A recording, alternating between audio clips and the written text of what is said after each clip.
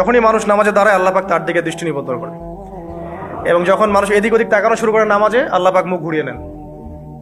হ্যাঁ, নামাজে ওই যে আমরা যে ডিজিটাল নামাজ পড়ি না, এখন ডিজিটাল মানে 4 রাকাত নামাজ 4 মিনিটে শেষ। এক রুকু করলে সেজদা পাওয়া যায় না, সেজদার তাসবিহ পড়লে আবার এদিকে দেখা যায় যে দ্বিতীয় সেজদায় চলে গেছে অলরেডি ওঠার আগে। অনেক ক্ষেত্রে ইমাম সাহেবরাও খুব দ্রুত নামাজ পড়ান, অনেক দ্রুত পড়ান। এত দ্রুত নামাজ পড়াবেন কেন?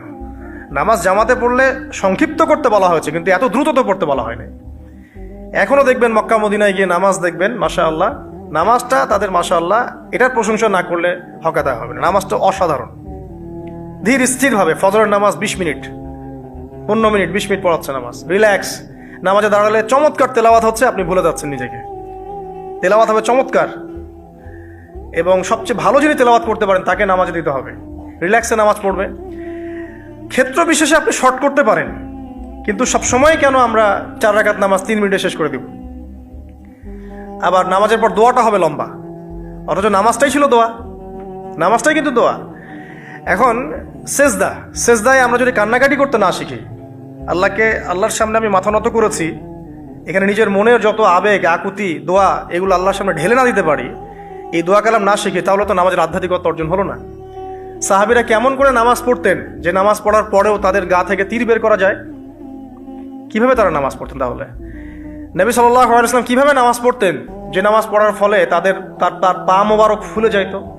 1 রাকাতে তিনি 4 পারা কোরআন তেলাওয়াত করতে পারলেন কিভাবে?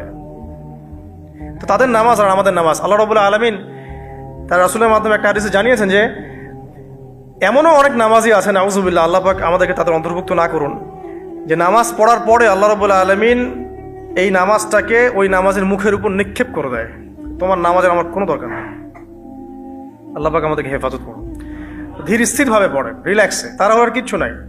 ওয়ামা খালাকতুল জিন্না ওয়াল ইনসা ইল্লা লিয়াবুদুন, শুধুমাত্র আল্লাহর ইবাদত করার জন্যই তো পৃথিবীতে এসেছি। হোক না দোকানটা 5টা মিনিট পরে খুললে কি হবে? হ্যাঁ, জমিতে যান, জমিতে আধা ঘন্টা পরে গেলে কি হবে? যে আল্লাহ পাক আপনাকে বাঁচিয়ে রাখতে পারেন, সে আল্লাহ পাক আল্লাহর পথে সময় দিলে আপনাকে অফুরন্ত রিজিকও তো দিতে পারেন না? আপনি আল্লাহর হয়ে যান, বাকি সব আল্লাহ আপনার দায়িত্ব নিয়ে নিবে ইনশাআল্লাহ। আপনি নিজে আল্লাহর হয়ে যান, আপনার সব কিছু দায়িত্ব কে নিয়ে নিবে? আল্লাহ নিয়ে নিবে।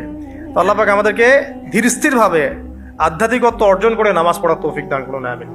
তো দেখুন, আল্লাহকে পাওয়ার সবচেয়ে সেরা মাধ্যম কি? নামাজ। তার আগে বলেছি নবী সাল্লাল্লাহু আলাইহি ওয়াসাল্লামের অনুসরণ। আল্লাহকে পাওয়ার তৃতীয় একটা মাধ্যম বলে দিই আমি, সওম বা রোজা রাখা। অল্প সময় গুটিয়ে নিচ্ছি, সওম বা রোজা রাখা। রোজা কেন আল্লাহকে পাওয়ার মাধ্যম জানেন? কারণ রোজা রাখা অবস্থায় আমরা কিন্তু গোপনে পানাহার করি না।